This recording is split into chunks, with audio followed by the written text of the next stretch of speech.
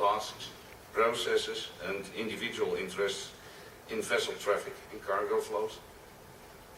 How to manage the emerging flow of information. How to keep the legal and financial implications of a new global concept limited. We realized that possibly the biggest obstruction also may be a rather down-to-earth human reaction: fear. Fear of authorities on strategic, policy, tactical and operational level, for implications of changes, for taking new directions. Fear based on the protections, on the protection of their present positions. Fear for implications on comparable developments. However, change should not be seen as a threat. Change can also be seen as equal to chance. Just for you, the difference between change and chance is only one character.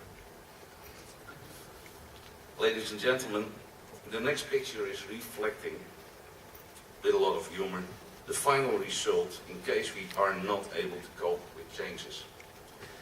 These changes seem to stay permanent in the maritime domain. I challenge you to identify who is the authority, the harbour master, the merchant ship owner, where VTS is hiding, and where the happy stakeholder within the maritime domain is.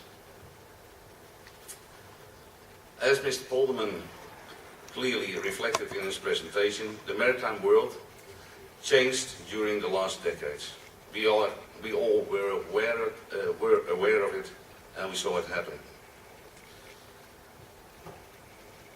The maritime domain has increased its intensity and complexity. Larger diversity of ships in most areas has shown enormous economies of scale, and furthermore, especially the past decade, a spatial demand increased on navigable waters for other utilizations, for instance, wind farms. At the same time,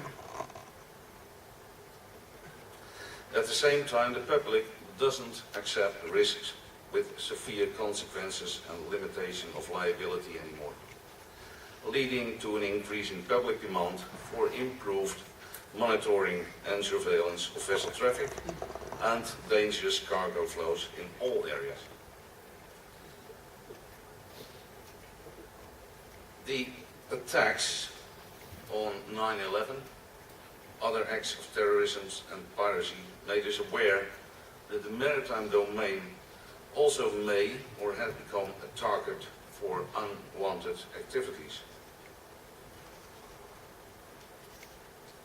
Consequently, these demands and requirements has enforced new legislation and regulations and increased the awareness for the sustainable use of the marine environment. The rapid development and availability of modern and efficient information, navigation and communication technologies have improved reliability of maritime transport. It became quite clear that the capabilities of these technologies made it possible to cross the international boundaries. For instance, authorities traditionally bound to their own area of responsibility could now interact with other stakeholders outside their defined area concerning traffic management matters. This picture, there should be a picture, this one, yeah. This picture probably confirms that we are getting old, quite rapidly. Imagine, it's only 25 years ago that we exchanged our maritime information via wireless telegraphy, radio telephony, over land with the aid of telexes, although this one is rather modern for those days, and telephone. Compare that with the opportunities we have now, with almost unlimited capabilities. The world economy has globalized due to the mentioned technical development and its recognized opportunities, maritime transport has become interconnected with logistics, trade interests and the global supply chain. The management of vessels and vessel traffic became an international business. In general, it's recognized that all parties, both on board and ashore, have a compelling need for more reliable and in-time information in order to improve their decision-making processes. The increased use of telematics and exchange of information between vessels and shore-based stakeholders have demonstrated the need for an enhanced information management and the further development of planning and risk analysis instruments responding to the needs of all parties involved. Recognizing the developments, new needs and changes, many parties started to develop their own visions and possible conceptual and or functional solutions. However, on a global level, there was no overall coordination. The IALA Council recognized this problem, also taking into account the development of that other major concept in navigation. Therefore, the VTS committee was tasked to define the scope and to develop a global integrated user-driven concept for VTM. However, important issues, conditions if you like, had to be considered.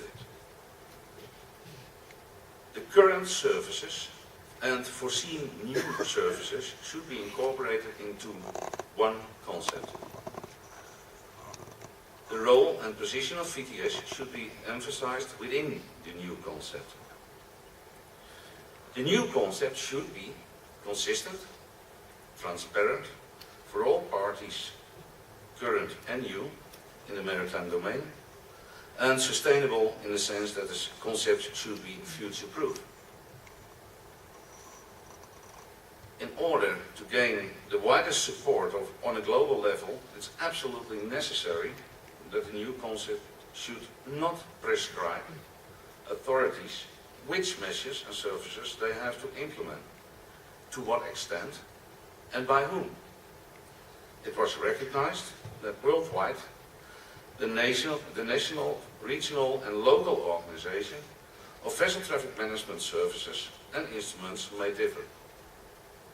For instance, as a result of geographical circumstances, the intensity of vessel traffic, as well as how responsibilities and services are organized and executed on those levels.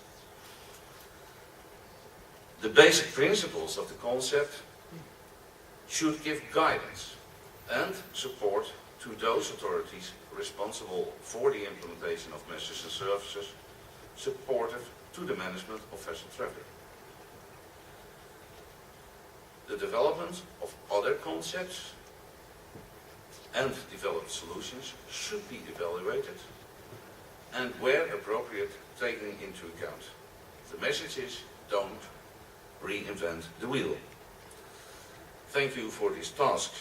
My personal gag was, you saw in the proceedings a picture of me, and there the color of my hair is rather different than it is now, and now you know why.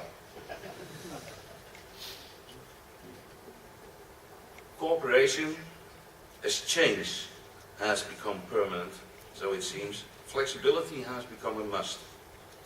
An open mind for new relations, other stakeholders and additional interests, even for possible changes to the execution of current services or the addition of new ones. Also an open mind for public and private interests, even if these interests may be in conflict with each other.